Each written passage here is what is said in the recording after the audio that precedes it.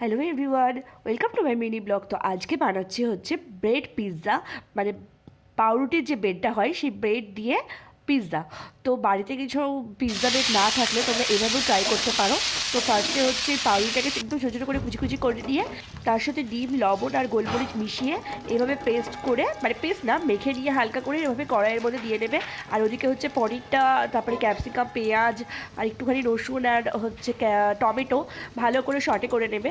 তো তারপরে এই ব্রেডটার ওপর এক পিঠ হয়ে গেলে ভাজা হয়ে গেলে আর কি, তার উপরে সস আর গোলমরিচ ছিটিয়ে নিয়ে ওই পনিরের যেটা মানে করা হয়েছিল সটেটা, তো ওটা ভালোভাবে সাজিয়ে দেবে এবং তার উপরে হালকা একটু লবণ দিয়ে চিজ দিয়ে দেবে আর একটুখানি হচ্ছে কাসুরি মেথি দিয়ে দেবে। তো তারপর দিয়ে আবার এক পিঠ ঢেকে দেবে। তো 2-3 মিনিট আর কি, 2-3 মিনিট পর খুললেই হোমমেড পিৎজা রেডি। তো বেশ ভালোই হয়েছিল খেতে।